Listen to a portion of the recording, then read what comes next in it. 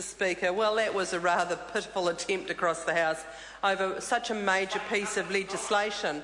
And I intend to take my full 10 minutes because this legislation is hugely significant. This bill does a number of things, and I just want to outline them for people listening, because we've got a government that's saying that this bill is minor or technical changes to the Employment Relations Act. Nothing could be further from the truth. This bill actually will undermine wages and conditions of all New Zealanders.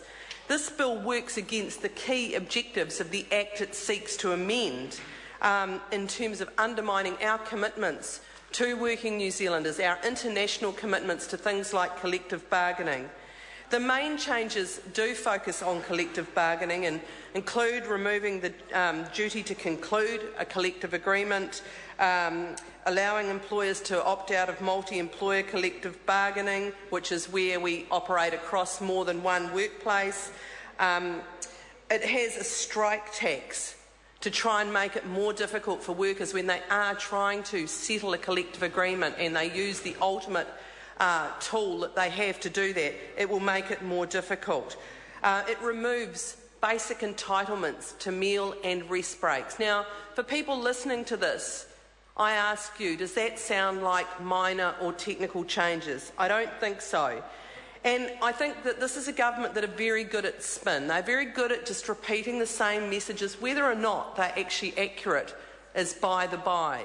It's like if you say it often enough, it will become the truth. Well, in this case, I can assure people that it is not the case. The impact around collective bargaining, I want to really unpack, because collective bargaining is the way that working people together negotiate wages and conditions and improve their position to both promote and protect their interest, and that is around improving their wages.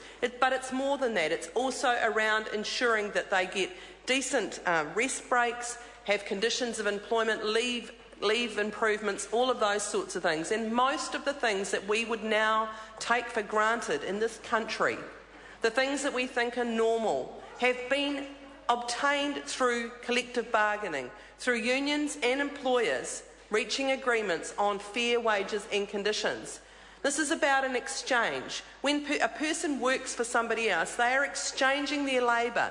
And in our value system in this country, that exchange is meant to be a fair one. It's meant to be about a fair day's pay for a fair day's work. That's what I was brought up on, that principle. And I know that many other New Zealanders believe in that principle as well. This bill undermines that principle. So making it harder to negotiate a collective agreement will make it harder to improve wages and conditions. And we've seen that. We have seen that in this country. The evidence is actually there. It was not that long ago that wages in this country were fairly level with wages in Australia. Over the last couple of decades, that gap has grown, and it is continuing to grow now. And there's a differential of between 30 and 40% in wage rates for the same jobs across Tasman. But it's more than that. Inequality in this country is growing. Those on low and middle incomes are doing it tough out there. And if you don't believe me, go and talk to your local budget service. Ask them, because what they tell me, and I talk to a lot of budget services in my consumer rights and standard role, they say to me the people that they are seeing, there is an increasing proportion of those people who are in paid work. Okay, so it's not just people on benefits, it's people who are what you might describe as the working poor, people who are struggling to make ends meet even though they are working. Their wages do not support their family, and that is wrong. That should not be how it is in a rich country like this one.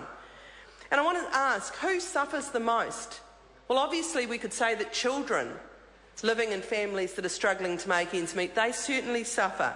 But when you look at it, it is Māori workers, it is Pacific workers, it is women workers that actually are worse off when we fragment collective bargaining, when we say, let's do it individually. Let's not worry about getting together as a group and trying to improve our wages and conditions. The net impact is that those people who are less able to negotiate individually will be far worse off. And I just want to say here for the record, it is not just people who are covered by collective agreements that benefit from collective bargaining. Collective bargaining has a much wider reach. It does still have an impact across industries where there is collective bargaining in place. So as we reduce that, as this bill will do, we will see wages further driven down. And while I'm talking about women and women in the paid workforce, I want to acknowledge a woman I worked with and a woman whose funeral I went to today, and that is Viv Walker. I worked with Viv at the New Zealand Clerical Workers Union here in Wellington many years ago. Viv was a battler for women workers, and at her funeral it was acknowledged that what she was saying to people up to the day she died was, we have to get rid of this government. They are not looking after the interests of most of the people in this country, and that is so right. And this bill is another example of working people in this country being harmed by the actions of that government, the government across there who sits there and serves the interests of their corporate mates rather than the interests of low and middle income New Zealanders.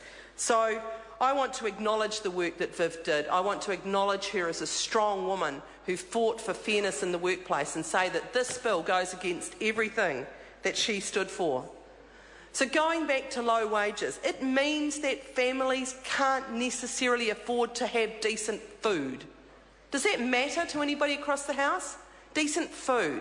What becomes the discretionary spend in a household is actually food, because they can't change what they're paying in rent or mortgage or whatever, and they can't change the power bill, that's right, a whole lot of other things. So what becomes discretionary? Families' food bill. That is shocking. That is just disgusting, and it puts stress on families, and that has a whole lot of negative consequences. And it could look a whole lot different. Mike Sabin was earlier talking about productivity. Well, actually, a cost minimisation, a screw down the costs, the labour costs approach will not lift productivity, not in a sustainable way. What will lift productivity is decent workplaces where people are well trained, where they're treated with respect, where there is fairness in the workplace, and where they are paid well. That is what will mean that you will have an engaged and productive workforce. And there is plenty of evidence to show that where workers are treated in that way, where they have collective voice, that actually they can work with their employer to lift productivity in that workplace. So that is the way to lift productivity, not, as Mike Sabin says, a bill like this designed to reduce wages and to treat people as commodities, that you screw down the cost of their labour. And so I want to urge people to think about what kind of workplaces do we want in this country, because this bill is going in a very, very bad direction. And many New Zealanders will recall what happened under the Employment Contracts Act. This is taking us back. This is back to the future. Recently, we had a Danish delegation visit our select committee, and it was fascinating, actually. It was a delegation right across the political spectrum in that country. And I happened to have dinner with the delegation, and on either side of me, I had the equivalent of the National Party, 2 MPs from the equivalent of the National Party. And you know what? They were shocked. They were shocked about what they heard about employment relations in this country, because in Denmark, they actually value collective bargaining. They actually, this is National Party equivalents, value collective bargaining, value the role of unions, and actually want to see workers paid better and treated with respect in the workplace. And they were shocked at how divided, how big the divide is in this country between what we're saying and what those across the House are saying. So in conclusion, I just want to say to members opposite that this bill takes us backwards. This is not the future that we want for our workplaces in this country. That is not going to create a strong economy that can continue to provide the standard of living that we want for New Zealanders. This is a bill that will hurt many working New Zealanders. We will oppose this bill. And for those listening to this, I say there is a real alternative. If you want decent wages, if you want to see workplaces where people are treated fairly, if you want to see workplaces where there is cooperation and high productivity, then change the government. Simon O'Connor. Mr Speaker, people don't want